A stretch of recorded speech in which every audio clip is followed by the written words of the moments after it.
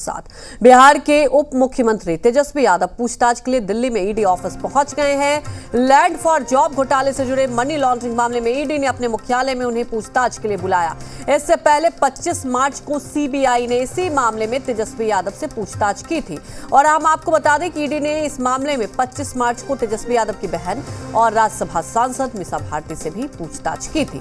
दोनों केंद्रीय एजेंसियों ने इस मामले में हाल ही में कार्रवाई शुरू की है। CBI RJD supremo Lalu Prasad और उनकी पत्नी बिहार के पूर्व मुख्यमंत्री राबड़ी देवी से भी पूछताछ कर चुकी है। तेजस्वी यादव से ईडी की पूछताछ पर तमाम लोगों की निगाहें टिकी हुई हैं। हम आपको बता दें कि इस मामले में जांच के घेरे में लालू परिवार के 4 सदस्य हैं। तो बड़ी खबर बता रहे हैं, लैंड फॉर जॉब मामले में तेजस्वी यादव से पूछताछ और आपको बता दें कि सीबीआई से भी पूछताछ हो चुकी है।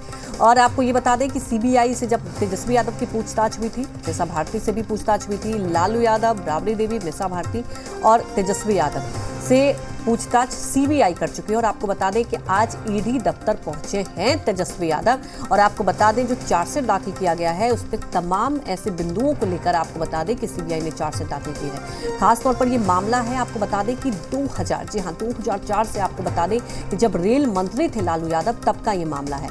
दरअसल ये आरोप है कि सस्ते दामों में जमीन ली गई थी और उसके बदले नौकरी दी गई और जो नौकरी दी गई थी आपको बता दें कि ये डी ग्रेड श्रेणी की नौकरी दी गई थी और कोई इश्तिहार नहीं निकला था और उस वक्त कोई ऐसी इमरजेंसी नहीं दिखाई गई थी। लेकिन जो नौकरी दी गई आपको बता दें कि ऐसा लगा कि बहुत अर्जेंसी थी और आपको बता दें कि बिना इश्तिहार निकले ही नौकरी दी गई। तो तमाम ये बिंदुओं को लेकर आपको बता दें कि चार्जशीट दाखिल की गई है।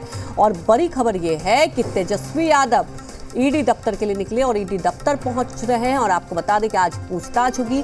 सबसे बड़ा सवाल है कि कितनी देर तक पूछताछ होगी और इस पूछताछ के बाद क्या तेजस्वी यादव की मुश्किलें बढ़ सकती है, क्योंकि तमाम वो सवाल हैं। आपको बता दें कि दिल्ली की बात की जाए, न्यू फ्रेंड्स कॉलोनी में जो आवास है उस आवास को लेकर भी बड़ा सवाल है कि आखिर उस पॉस इलाके में ये 4 लाख में कैसे घर हुआ। इसे लेकर भी आपको बता दें कि सवाल जवाब पूछे जाएंगे और लगातार आपको हम अपडेट देते रहेंगे। और आपको ये भी बता दें कि लालू परिवार के 4 सदस्य की अगर आप बात करें तो जांच के घेरे में है।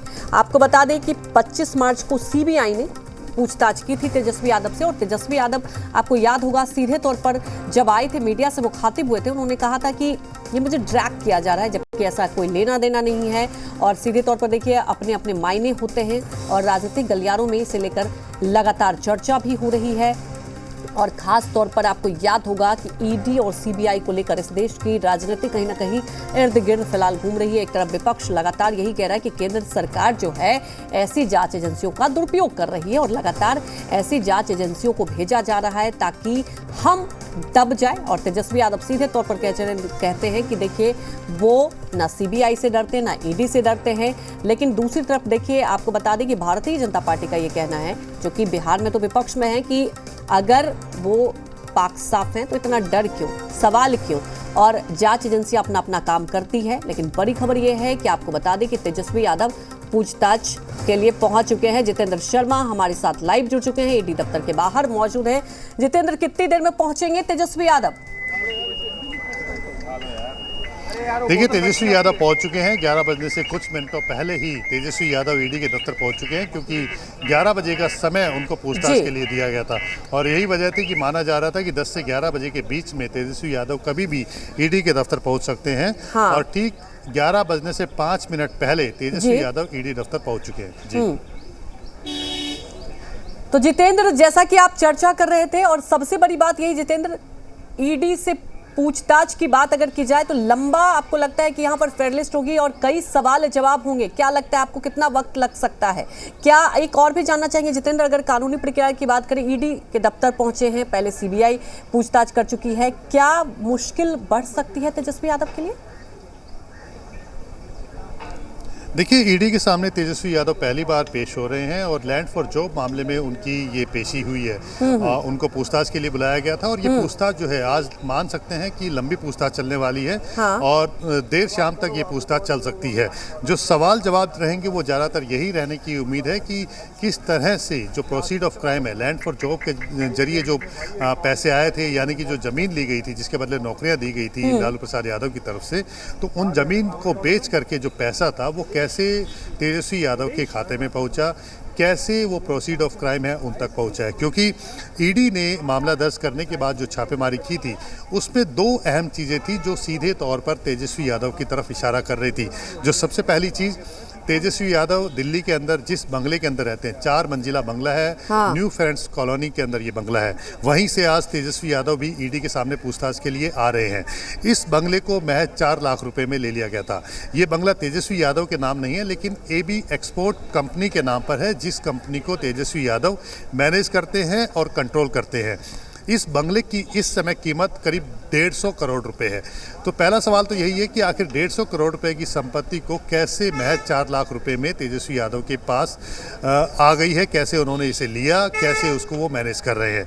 दूसरी बात ये है कि जो 7.5 लाख रुपए में राबड़ी देवी ने 4 ज़मीन के टुकड़े लिए थे, ये ज़मीन के टुकड़े भी वही थे जिनको ज़मीन के बदले नौकरियां दी गई थी, यानी कि मैं काफ़ी सस्ते दामों पर इन ज़मीन को ले लिया गया था। 7.5 लाख रुपए की इस ज़मीन को 3.5 करोड़ रुपए में अबू दुजाना की कंस्ट्रक्शन कंपनी को बेचा गया। तो आप ये डिफरेंस समझ सकते हैं कि 7.5 लाख रुपए में ज़मीन ली और उसको कितने बड़े दामों पर, यानी कि 3.5 करोड़ रुपए में उसको बेच दिया गया। अबू दुजाना वो शख्स है जो कि आरजेडी ही पार्टी से विधायक थे पहले, अब पूर्व विधायक है, और उनकी एक कंस्ट्रक्शन कंपनी है। जो 3.5 करोड़ रुपए मिले थे राबड़ी देवी को, उसमें से काफ़ी पैसा तेजस्वी यादव के बैंक खाते में गया था। तो ये दो जो सीधे तौर पर इशारा कर रहे हैं कि जो प्रोसीड ऑफ क्राइम है वो सीधे तौर पर तेजस्वी यादव के पास गया है, जिससे उनको फ़ायदा हुआ है, जिसमें उन्होंने उसी पैसे से, माना जा रहा है कि ये जो बंगला है ये बंगला भी खरीदा गया और जो ज़मीन बेची गई उसमें से भी काफ़ी सारा पैसा उनके खाते में गया। तो यानी कि जो लैंड फॉर जॉब के जरिए जो प्रोसीड ऑफ क्राइम है, जो पैसा कमाया गया था, जो फ़ायदा लिया गया था, उसका कहीं ना कहीं फ़ायदा तेजस्वी यादव तक भी पहुँचा है। और यही वजह है कि ईडी ने तेजस्वी यादव को सम्मन देकर के पूछताछ के लिए बुलाया है। क्योंकि जब ये मामला दर्ज किया गया था उसमें तेजस्वी यादव किसी भी तरीके से आरोपी नहीं है, लेकिन जैसे जैसे जांच आगे बढ़ती गई तो पता चला कि जो प्रोसीड ऑफ क्राइम है, यानी कि जो फ़ायदा मिला था, वो कहां कहां तक पहुंचा था। और इसीलिए ईडी इस मामले की जांच के लिए तेजस्वी यादव से पूछताछ करना चाह रही है। जी बिल्कुल जितेंद्र, और सबसे बड़ी बात यह है कि जिस दिन सीबीआई पूछताछ कर रही थी तेजस्वी से, उसी दिन मीसा भारती पहुंची थी ईडी दफ्तर। तो क्या अगर देखा जाए तो इस पूरे केस को हम समझे तो कहीं ना कहीं लगातार चार्जशीट जो दाखिल की गई है सीबीआई की तरफ से, एक मजबूत चार्जशीट दाखिल की गई है, इसलिए कहा जा रहा है। और जिस तरह से अभी निकलकर समीकरण आ रहे हैं, ये तो तय है कि तेजस्वी यादव की मुश्किलें बढ़ सकती है, क्योंकि अब ईडी दफ्तर बुलाया गया है पूछताछ के लिए। निश्चित तौर पर सीबीआई ने जब ये मामला दर्ज किया था पिछले साल 18 मई को ये मामला दर्ज किया गया था, उसके बाद काफ़ी जगहों पर छापेमारी की गई थी और जांच करने के बाद पिछले साल ही अक्टूबर में सीबीआई ने चार्जशीट दाखिल कर दी थी, जिस पर इस साल मार्च में अदालत ने संज्ञान लिया था। ये चार्जशीट जो सीबीआई ने दाखिल की थी वो लालू प्रसाद यादव, मीसा भारती, राबड़ी देवी की और बाकी जो आरोपी हैं उनके खिलाफ दाखिल की थी। जो जाँच की गई थी उसमें काफ़ी सारे अहम सबूत निकल करके आए थे। इसमें खास बात ध्यान देने वाली ये है कि सीबीआई ने जो चार्जशीट दाखिल की थी उससे पहले ना ही लालू यादव से पूछताछ की गई थी, ना ही राबड़ी देवी से और ना ही मीसा भारती से।